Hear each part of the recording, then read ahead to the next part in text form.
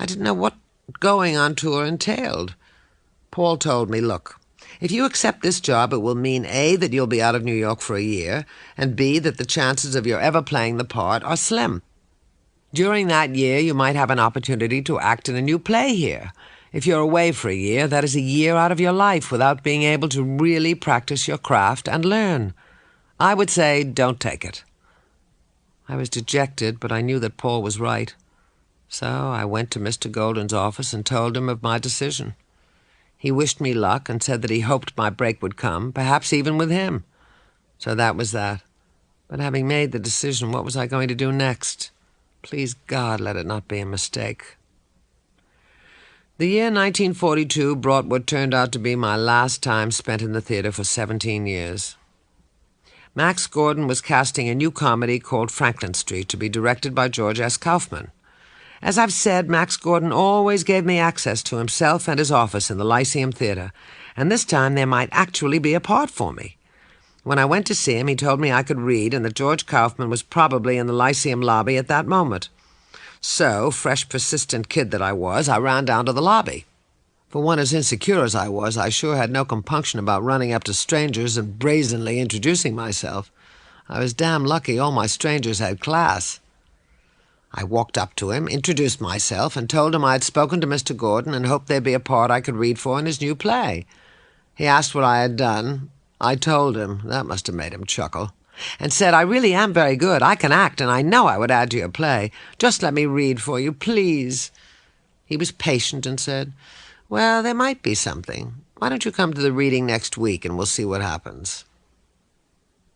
The following week, Lauren Bacall reported to the Lyceum Theater to audition for the part of Adele Stanley.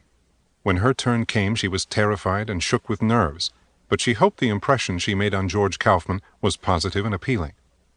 2 days and several readings later, Lauren Bacall was introduced to the star of the show and asked to read a scene with him. After I read, I can't even remember what I read, I was so petrified. George Kaufman beckoned me forward, smiled, said he was pleased to see me again, told me a bit about the character of the girl I was reading, suggested I try it another way, said, take it easy. He spoke very softly, very kindly, whereupon I stepped back and started again. Why, dear God, did there have to be auditions? Was all life to be proving yourself over and over? Christ, here I go again, at my worst. I stepped center stage and read the part. Then another interminable wait. At last the stage manager asked me to walk downstage. I tried to bluff myself into positive thinking.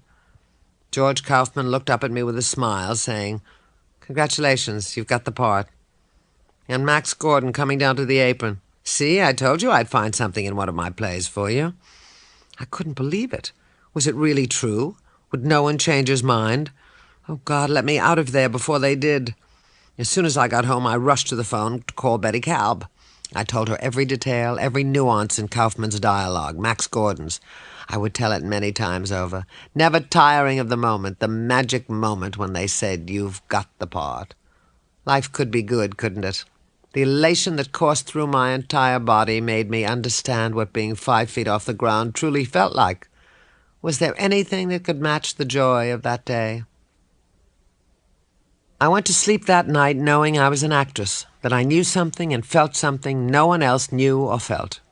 I had it all figured out, of course, how during rehearsals Kaufman and Gordon would see how talented I was, how when we opened I would make a special impression, be singled out, get a leading role in another play, and have my name in lights in no time.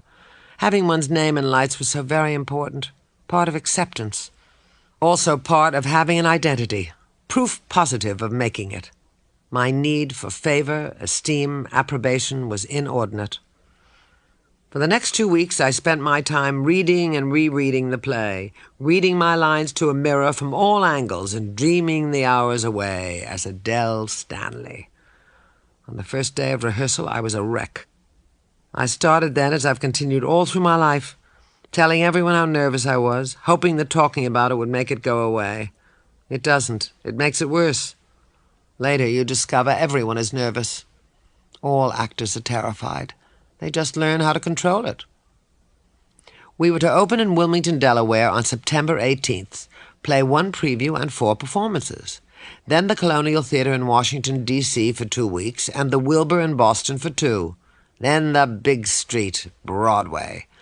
Oh, glorious excitement. We all said, "See you in Wilmington. See you at the station. See you." Here I was going off on my own a few days before my 18th birthday on September 16th, still a minor. Oh, it was a lot to absorb. We arrived in Wilmington and our first preview with an audience. We were in our dressing rooms at 7:30 to start getting ready. I was dressed and well on my way to my first set of shakes. 5 minutes. 5 minutes. I made sure I had everything and ran to the John at least 5 times. "Places, please. Places, please." Total silence now. The curtain is raised. The play begins. My cue coming up. Knees knocking, I walked on stage and said my line. The audience began to laugh. I almost died. Had I done something wrong? Was my slip showing? Oh, God, what was Kaufman thinking? It was a comedy. They were supposed to laugh. The critical reviews in Wilmington were mixed. Changes were made each day, a new scene, some new dialogue, restaging, in anticipation of the Washington engagement. The changes were thoroughly rehearsed, and another opening night was got through. The review really mattered. It would affect the New York reception. It was a very mild reaction. The critic was pleased by some of it, but it didn't measure up to expectations. The general drift was that the play was in trouble. 2 nights later, I heard that we were going to close after our Washington run. I burst into tears. It had never occurred to me that this might happen, that we would not open in New York. That was my second heartbreak in the theater. I'd have to call Mother and give her the bad news. All dreams shattered once more. The next night, when I got to the theater, I found a letter in my box at the stage door.